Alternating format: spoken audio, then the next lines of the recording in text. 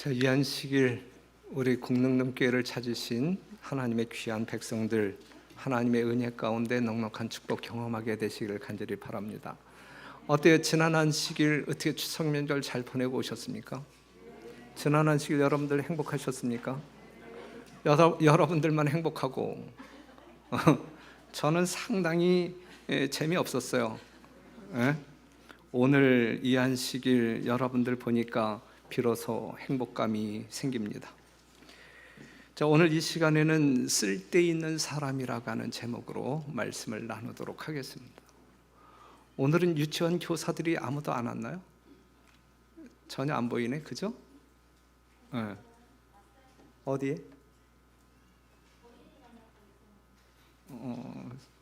설계 시간에 본당이 안 올라오나요? 안 보여서.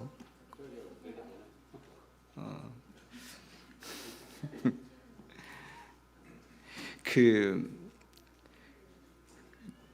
깊은 산속 그 작은 웅덩이에 예쁜 붕어 두 마리가 살고 있었습니다. 그 언제나 사이좋게 살던 이 두 마리 붕어가 어느 날 다투게 되었어요. 싸움이 일어났어요. 서로 물어뜯고 싸우더니 마침내 한 마리가 죽어서 이제 물 위에 떠오르게 되었고, 죽은 붕어의 살이 썩기 시작하면서 이제 웅덩이 물이 오염되기 시작했어요. 썩어 들어갔습니다. 썩은 물을 먹게 된 남아있던 한 마리의 붕어도 결국은 죽고 말았어요. 그 자그마한 연못에 지금도 더러운 물만 고인 채 아무것도 살지 않고 있습니다. 만남은 중요해요. 그렇죠? 네. 나의 행복과 불행을 좌우하는 것은 만남을 통하여 이루어질 수 있어요.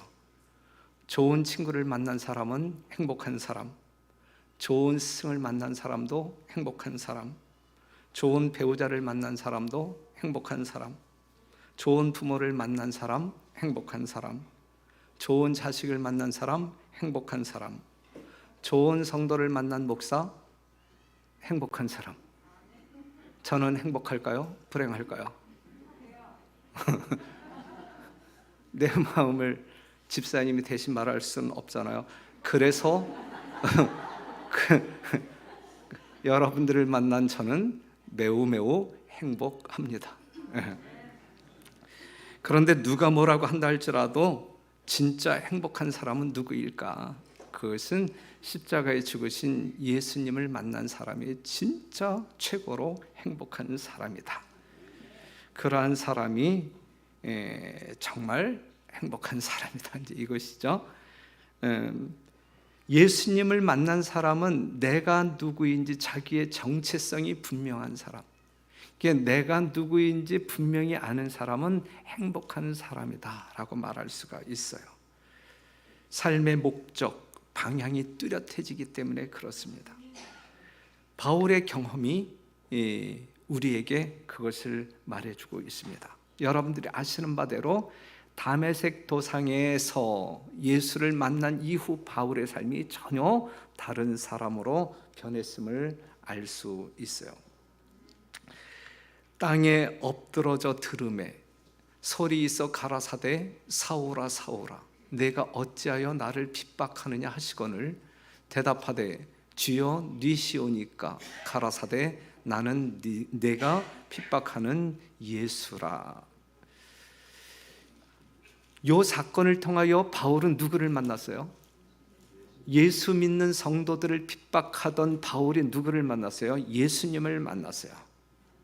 그는 예수가 누구인지 알게 되었어요. 더불어 그가 누구인지 알게 되었어요. 그래서 그가 로마서를 기록할 때에 우리가 교독했던 말씀을 이제 기록하게 되는데, 예수 그리스도의 종 바울은 사도로 부르심을 받아 하나님의 복음을 위하여 택정함을 입었으니 이 복음은 하나님의 선지자들로 말미암아 그의 아들에 관하여 성경에 미리 약속하신 것이라.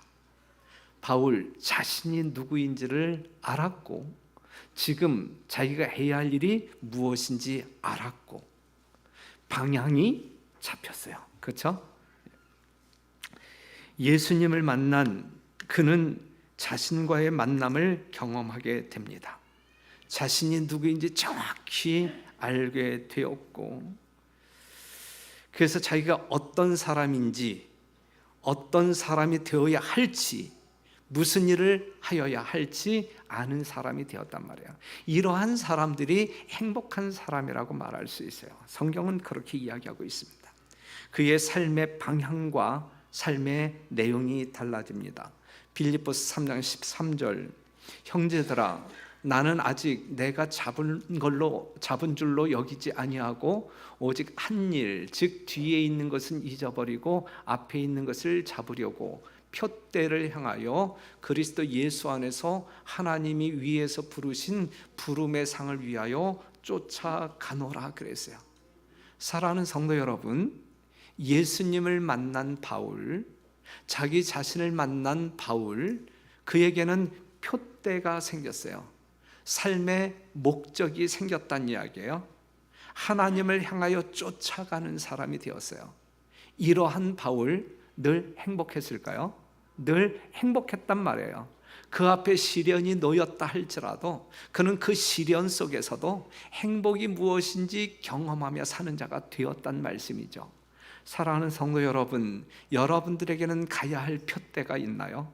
무엇을 해야 할지 알고 그 일에 충실하게 사는 성도들이십니까?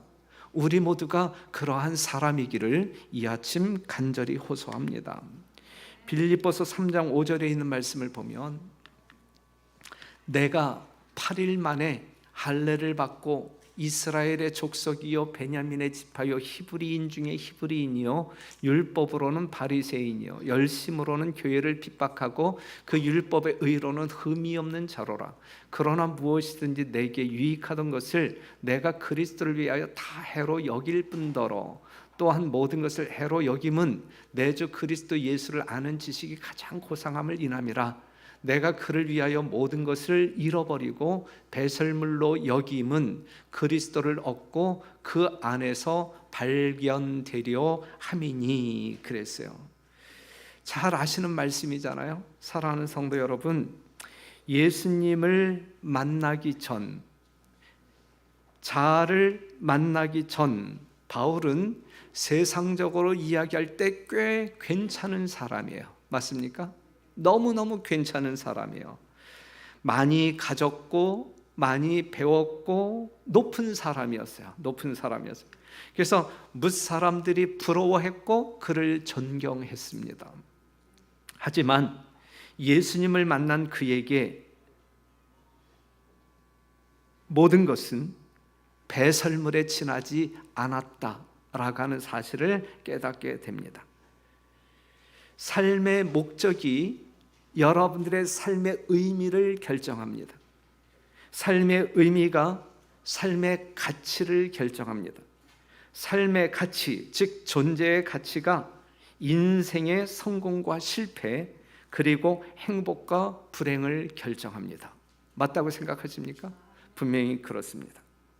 그래서 인생의 성공은 소유 가치에서 얻어지는 것이 아니라 삶의 가치, 즉 존재의 가치에서 얻어지는 것임을 우리는 경험하고 사는 사람들이죠.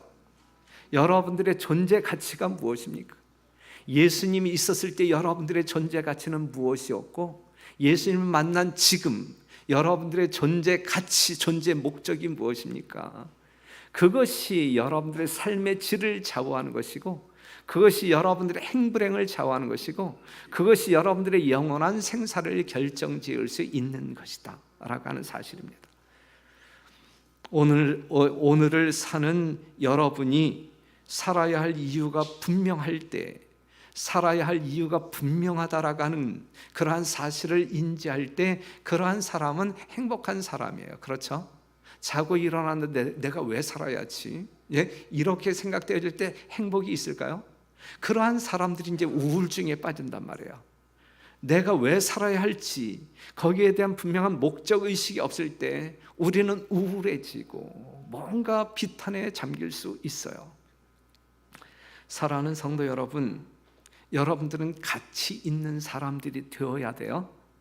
예수님이 함께 하실 때 우리는 이 세상 누구보다도 가장 가치 있는 사람들이 될 것이고, 예수님께서 우리에게 명령하신 사명 인식이 있을 때 우리는 쓸모 있는 사람이 될 수 있어요. 쓸데 있는 사람이 될 수 있단 말이에요. 쓸데가 있는 것은 가치가 있기 때문에 쓰임 받는 거예요. 쓸데가 없는 것은 가치가 없다고 하는 사실을 말해주고 있습니다. 세상에는 쓸데없이 공부 잘하는 사람이 있고, 공부 잘하는 거 중요해요? 중요하지 않아요? 매우 중요해요. 매우 중요해요. 그런데 쓸데없이 공부 잘하는 사람이 있고, 쓸데없이 돈 많은 사람이 있고, 쓸데없이 성공하고 출세한 사람들이 많아요. 세상 가운데. 여러분들이 가장 적나라하게 볼 수 있는 것이 뉴스 시간에 그 나타나는 이 정치인들을 보면 알 수 있잖아요. 쓸데있는, 말 잘해야 되는데 그렇죠? 쓸데있는 사람들이 누가 있어요? 없지. 여하튼 우리는 쓸데있는 사람들이 되어야 해요.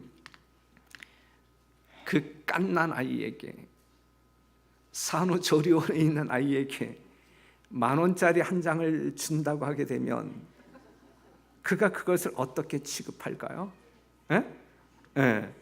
그 가치를 모르기 때문에 그래요. 그 가치를 모르기 때문에. 공부를 잘하는 것도 중요하고, 돈을 잘 버는 것도 중요하고, 세상적으로 출세하고 성공하는 것도 너무너무 중요해요. 우리 교단에 인물이 없어서 문제예요. 그렇죠? 이 세상적으로도 뭔가 이 출세해서 나름대로 어떤 포지션을 가지고 하나님을 정말 신실히 따르는 이 요셉과 다니엘과 같은 그러한 사람들이 즐비하게 있어야 되는데, 이 교회 안에도 검사도 있고 변호사도 있고 뭐 등등등등 이 아주 이 출세에 있는 사람들이 있어야 되는데 없는 것이 문제죠. 없는 것이 중요하단 말이에요. 돈 많은 사람도 있어야 되고 다 중요하단 말이에요. 그런데 그것보다 더 중요한 것은 뭐냐면, 그러한 것들을 가지고 있는 사람들이 쓸모가 있어야 돼. 쓸모가. 쓸데가 있어야 돼. 쓸데가. 쓸데 없다고 할 때 그러한 모든 것들은 자기 자신을 그냥 뻐기는 일에 활용되어질 수 있을지라도 자기가 가지고 있는 그것 때문에 다른 사람에게 유익을 끼친다거나 하나님께 영광되는 일은 하지 못한단 말이죠. 그렇죠? 우리는 쓸모가 있어야 된단 말이에요. 누구에게? 특별히 하나님께 쓸모가 있는 사람이 되어야 돼요. 우리 모두는 이 공릉동 교회에서 모두가 쓸모 있는 사람이 되어야 한단 말이죠. 우리는 이 마지막 시대에 이 세상을 위하여 존재하는 쓸모 있는 사람들이 되어야 한단 말이죠. 그렇죠? 누가복음 13장 6절에서 9절에 있는 말씀을 보게 되면 예수님께서 말씀하신 비유가 나오는데, 한 사람이 포도원에 무화과 나무를 심은 것이 있더니 와서 그 열매를 구하였으나 얻지 못한지라 과원지기에게 이르되 내가 3년을 와서 이 무화과 나무의 실과를 구하되 얻지 못하니 찍어 버리라. 어찌 땅만 버리느냐. 대답하여 가로되 주인이여 금년에도 그대로 두소서. 내가 두루 파고 거름을 줄이니 이후에 만일 실과가 열면이 오니와 그렇지 않으면 찍어 버리소서 하였다 하시니라 그랬어요. 예수님께서 하신 비유의 말씀이에요. 한 사람이 농장에 뭘 심었어요? 무화과 나무를 심었단 말이에요. 뭘 보고 심은 거예요? 열매를 기대하고 심었단 말이죠. 수확의 계절이 되어 열매를 찾았어요. 그런데 있었어요? 없었어요? 없었단 말이죠. 그랬을 때 그 나무에 대한 평가는 뭐예요?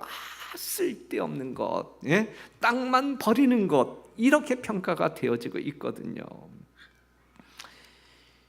이 무화과 나무의 실과를 구하되 얻지 못하니 찍어 버리라. 어찌 땅만 버리느냐. 그래, 쓸모없는 자, 쓸데없는 자의 마지막 운명은 찍어 버림을 당하는 것이죠. 그렇죠? 열매가 없는 무화과 나무는 농장만 못 쓰게 만든단 말이에요. 쓸데없는 나무가 되고 만단 말씀입니다. 그렇죠? 그렇다고 하면 오늘 이 자리에 앉아 있는 우리 모두는 어떠한 사람들이냐, 정말 가치가 있어서, 하나님께서 보실 때 가치가 있어서, 서로가 서로에게 서로를 볼 때 가치가 있어서, 정말 쓸모가 있는 열매를 맺히고 사는 사람들이냐, 아니면 땅만 버리고 사는 사람들이냐, 이거거든요. 마태복음 21장 18절, 이른 아침에 성으로 들어오실 때에 시장하신지라. 누가? 예수님이. 길가에 한 무화과 나무를 보시고 그리로 가서 잎사귀밖에 아무것도 얻지 못하시고 나무에 이르실 때 이제부터 영원토록 내게 열매가 맺지 못하리라 하시니 무화과 나무가 곧 마른지라 그랬어요. 예수님이 오셔서 찾고 찾으시잖아요. 애써 찾으시잖아요. 애써 찾으시는 예수님에게 무화과 과실 하나라도 만약에 발견되어졌다고 하면 예수님이 그 과실 때문에, 그 열매 때문에 얼마나 기뻐하셨을까? 얼마나 기뻐하셨을까? 배부름 때문에 기뻐하는 것이 아니라 기대했던 열매를 발견했기 때문에 얼마나 기뻐하셨을까? 얼마나 행복해 하셨을까? 그것으로 인하여 잔치를 베풀지 아니하셨을까? 그런데 열매를 발견하지 못한 그 무화과 나무는 결국 예수님의 저주로 말미암아 말라 죽고 맙니다. 열매 없는 나무를 저주하시는 예수님의 마음은 또한 어땠을까? 그렇게 정성을 쏟았는데도 열매가 없는 나무, 쓸데가 없는 나무, 얼마나 허탈하고 기운이 빠지셨을까? 이제 이거거든요. 이 예수님의 마음을 여러분들이 이해하실 수 있나요? 이해하실 수 있죠? 우리 모두 이해하실 수 있죠? 그렇다고 하면 사랑하는 성도 여러분, 여러분과 저는 오늘 하나님 앞에 서 있는 우리 모두는 하나님 앞에 어떠한 사람이냐, 어떠한 열매를 드릴 수 있는 사람이냐, 하나님께서 우리의 가치를 어떻게 평가하실 것이냐, 이거예요. 그렇죠? 이 세상에는 꽃을 피우기 위해 사는 사람이 있어요. 베드로전서 1장 24절, 그러므로 모든 육체는 풀과 같고 그 모든 영광이 풀의 꽃과 같으니 풀은 마르고 꽃은 떨어지되 그랬어요. 이 세상 모든 사람들이, 출세 가도에 있는 사람들이 결국은 인생의 꽃을 피우기 위하여 달려간단 말이에요. 그렇죠? 그런데 우리가 한번 생각해봐요. 뭐 적합하지 아니한 말씀일 수 있지만 그래도 그냥 생각해볼 수 있는 말씀인데, 술집에서 웃음과 몸을 파는 여인들을 우리는 여러 가지 말로 부르지만 가장 고전적인 표현 가운데 하나가 뭐냐면 화류계라고 하는 말, 꽃 화자를 써갖고 화류계에 있는 사람이라고 이야기해요. 사람이 하나님의 뜻을 모르고 자신의 소명을 깨닫지 못하고 사는 사람은 영적으로 볼 때에 화류계에 속한 오직 그 아름다운 꽃만을 추구하는 그러한 부류의 사람이라고 말할 수 있어요. 그러한 인생은 비천해지는 거예요. 그러한 인생, 하나님이 없는 인생, 정말 세상적인 어떤 꽃을 향하여, 출세를 향하여 나아가는 그 사람은 결국은 초라한 비천한 인생이 될 수밖에 없는 거예요. 그러니 결국은 불행해질 수밖에 없는 것이거든요. 사랑하는 성도 여러분, 여러분들은 무엇을 목적으로 어떠한 표대를 향하여 나아가는 인생을 살아가고 계십니까? 사랑하는 성도 여러분, 우리는 꽃을 피우기 위하여 인생의 목적을 설정해서는 안 되고, 우리는 하나님께서 심은 나무들로 하나님께서 기대하시는 열매를 맺기 위하여 쫓아가는 성도들이 되어야 할 것입니다. 그런데 또 이러한 사람이 있어요. 쓸데없는 열매를 맺는 사람. 열매를 맺기는 맺었는데 쓸데없는 열매네. 아무런 가치가 없는 열매네. 열매는 열매인데 쓸데가 없는 열매, 시장에 내다 팔지도 못하고 집에서 먹지도 못하고 모아서 쓰레기장에 버릴 수밖에 없는 열매, 그러한 열매들이 종종 있나요? 네, 종종 있어요. 이사야 5장 2절에 있는 말씀, 땅을 파서 돌을 제하고 극상품 포도나무를 심었도다. 그 중에 망대를 세웠고 그 안에 술투를 파섰도다. 좋은 포도 몇 기를 팔았더니 들포도를 맺혔더라 그랬어요. 사랑하는 성도 여러분, 극상품 포도나무를 심었는데 극상품 포도가 열리지 아니하고 들포도가 열렸단 말이에요. 들포도가 쓸데없는 열매가 열렸단 말씀이에요. 그 농부는 얼마나 허탈할까, 얼마나 불행할까. 마태복음 7장 15절, 거짓 선지자들을 삼가라. 양의 옷을 입고 너희에게 나오나 속에는 노략질하는 일이라. 그의 열매로 그들을 알지니 가시나무에서 포도를 또는 엉겅퀴에서 무화과를 따겠느냐. 이와 같이 좋은 나무마다 아름다운 열매를 맺고 못된 나무가 나쁜 열매를 맺나니 좋은 나무가 나쁜 열매를 맺을 수 없고 못된 나무가 아름다운 열매를 맺을 수 없느니라. 아름다운 열매를 맺지 아니하는 나무마다 찍혀 불에 던지우느니라. 이러므로 그의 열매로 그들을 알리라 그랬어요. 사랑하는 성도 여러분, 지금 이 말씀을 여러분들과 함께 나누는 이야기는 정말 예수님께서 추수하러 이 한낫을 가지고 오실 때가 심히 임박한 이때에 이 땅에 오셔서 우리 주님께서 하늘 곳간에 드릴 열매들을 찾고 있는 이 시점에 우리가 맺힌 열매는 쓸데가 있는 열매이냐 아니냐 이거거든요. 예? 사랑하는 성도 여러분, 좋은 나무에게서 좋은 열매가 열리는 거예요. 예수라고 하는 좋은 나무에 붙어 있다고 하면 우리는 좋은 열매를 수확할 수밖에 없는 것이거든요. 이 말씀을 함께 나누는 이유가 뭐예요? 우리는 그러한 나무에 붙어 있으므로, 믿음으로 말미암아 그 나무에 붙어 있음으로 말미암아 극상품 포도나무, 정말 그 나무에 붙어 있음으로 말미암아 우리라고 하는 가지에서 정말 하나님이 기뻐 수확할 수 있는 열매를 맺자 이거예요. 정말 가치 있는, 쓸데있는 사람들이 되자 이거예요. 하나님께서 여러분들을 마음 놓고 사용할 수 있는 그러한 열매들이 되자, 이 말씀을 나누고 있는 것입니다. 추수기에 농부의 기쁨은 열매에 달려 있어요. 30배의 수확, 60배, 100배의 열매를 맺는다면 농부는 얼마나 기뻐하실까? 우리 모두의 경험 아니겠습니까? 우리 모두의 기대 아니겠습니까?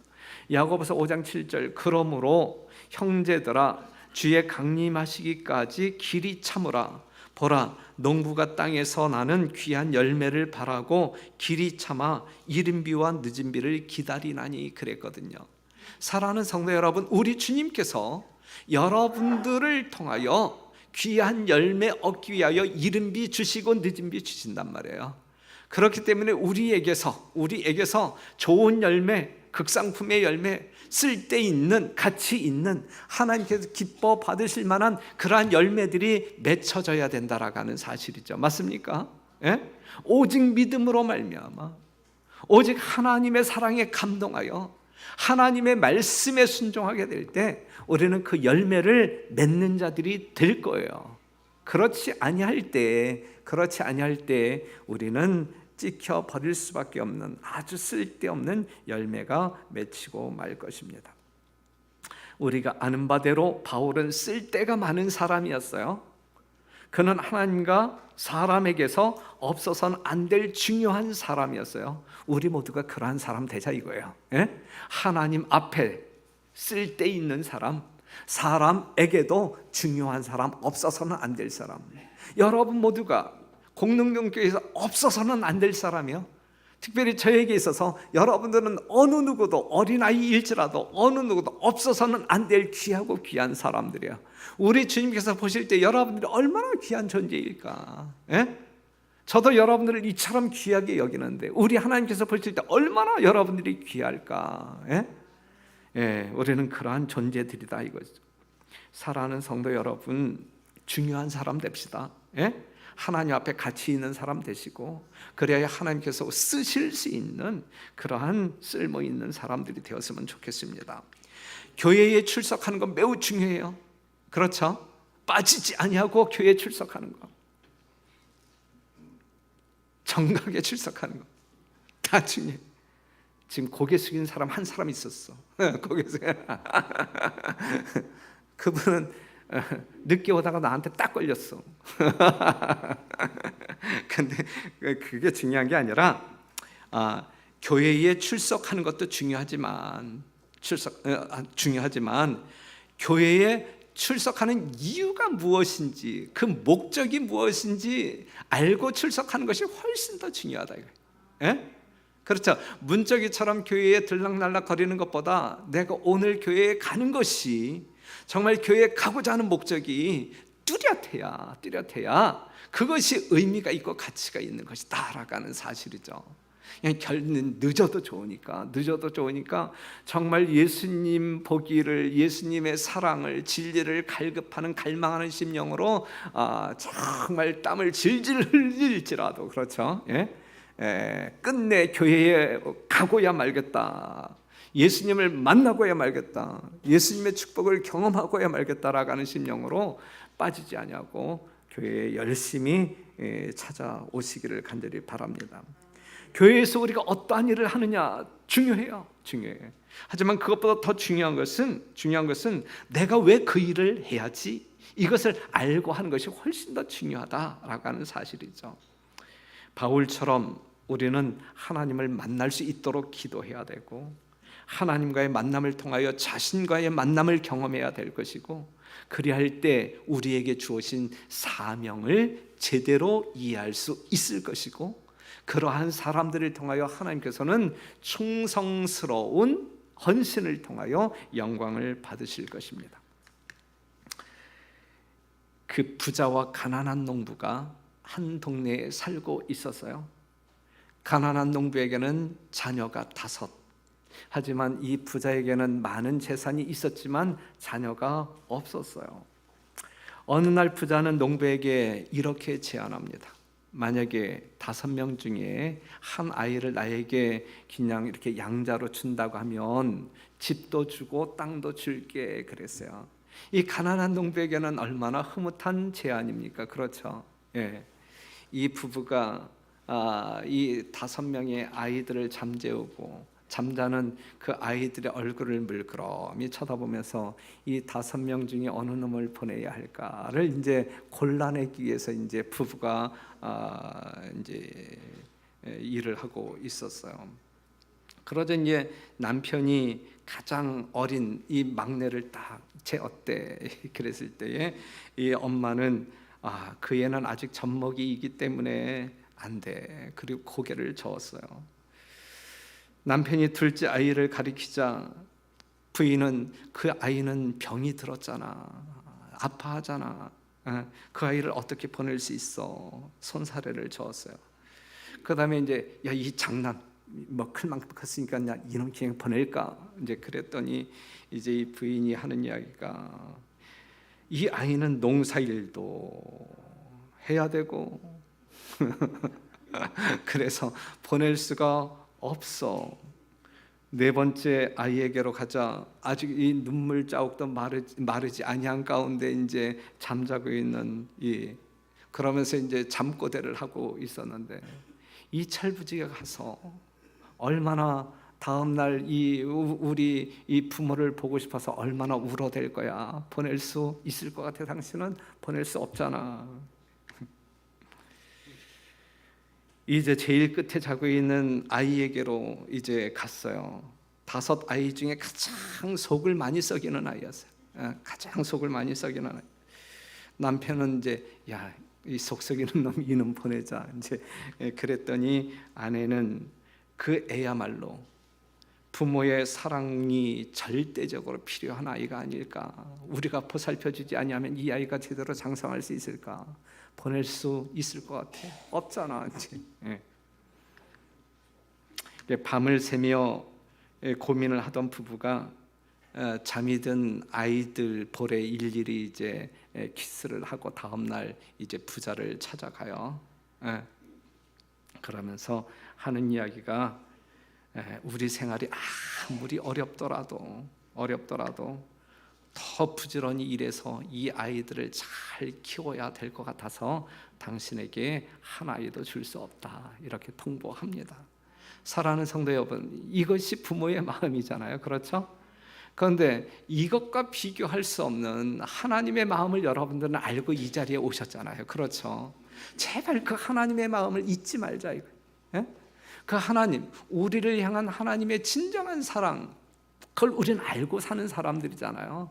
제발 잊지 말고 살자. 힘들지만 온갖 사랑과 정성으로 정말 우리가 하나님 앞에 헌신을 하는 그러한 사람들이 되었으면 좋겠습니다. 그래서 여러분 모두가 아직 하나님을 진실되게 만난 경험이 없다고 느껴지는 사람이 있다고 하면, 하나님의 더 큰 뭉클한 어떤 그 사랑을 체험함으로 말미암아 감동하고 싶은 성도들이 있다고 하면, 정말 겸손한 심령으로 하나님의 말씀을 다른 어떠한 때보다 더 많이 뒤적거리면서 정말 그 하나님을 만나게 되시기를 간절히 바라고, 하나님이 이처럼 사랑하심으로 말미암아 하나님의 생명만큼 가치를 부여하신 여러분 자신을 스스로 만나게 되기를 바라고, 그래서 이 시대를 살아가는 우리의 존재 목적이 무엇인지 깨달아서 표대를 올바로 세우고 그 표대를 향하여 전진하는 여러분과 제가 되기를 간절히 바랍니다. 사도행전 22장 8절, 다메섹 도상에서 예수님을 만난 바울의 질문 두 가지. 첫째는 주여 뉘시니오까? 예수님이 알고 싶은 거예요. 그랬을 때에 그 질문을 한 이 바울은 예수님이 누구인지 깨닫게 되었어요. 그 다음에 두 번째 질문이 무엇이냐면, 내가 무엇을 하리이까? 그냥 예수님을 만난 사람, 예수님의 사랑을 깨달은 사람,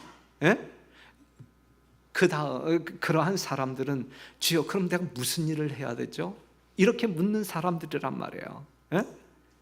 예수님을 만나지 못한 사람은 예수여 당신이 누구십니까? 예수님을 알아야 돼요. 예수님을 만난 사람들은 주여 내가 무슨 일을 해야 되죠? 그 사명을 부여받기 위하여 우리는 질문을 해야 합니다. 사랑하는 성도 여러분, 로마서 1장 1절, 예수 그리스도의 종 바울은 사도로 부르심을 받아 하나님의 복음을 위하여 택정함을 입었으니, 여러분 모두는 하나님께 택한 바 된 하나님의 백성들이잖아요. 무엇을 위하여?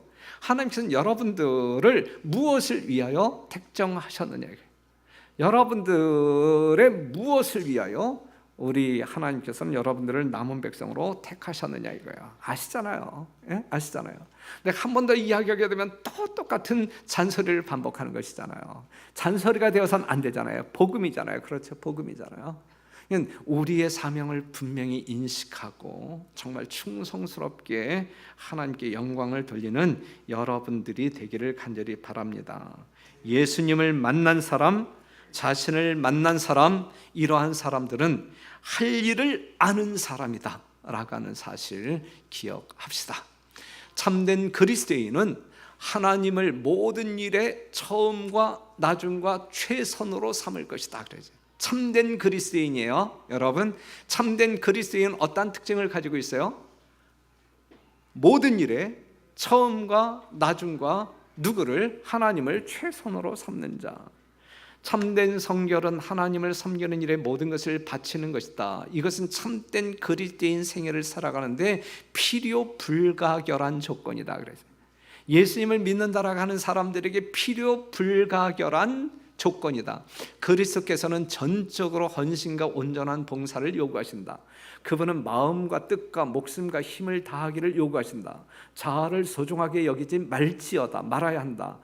자신을 위해서 사는 사람은 그리스도인이 아니다 그랬어요. 사랑하는 성도 여러분, 자신을 위하여 사는 자 되지 마시고 하나님의 영광을 위하여 먹든지 마시든지 무엇을 하든지 하나님의 영광을 위하여 존재하는 충실한 종들이 되기를 간절히 바랍니다. 다음 안식일이에요. 다음 안식일이 9월 24일이에요. 헷갈리는 사람이 있을 것 같아서 다시 한번 말씀드리는데, 다음 안식일이 9월 24일이에요. 9월 24일 공릉동교회는 전교인 출석 안식일이에요. 예? 여러분 다음 안식일 날 이미 출타 계획 가지고 있는 사람 한번 손 들어봐요. 양심적으로. 예?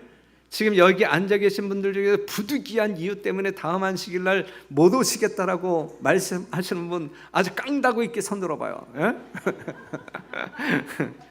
일단 우리 모두는 정말 다음 안식일 다른 어떠한 때보다 더 정성스러운 마음을 준비하여 이전에 나오기를 바라고, 이 교회에 등록된 수많은 명단들 가운데 아직 교회에 발걸음을 하지 못하고 있는 우리 주변 친구들이 있잖아요. 그렇죠?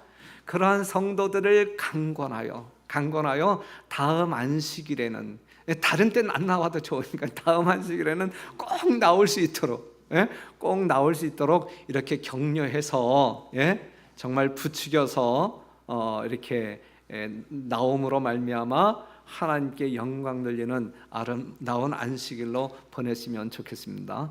다음 안식일이 9월 24일이에요.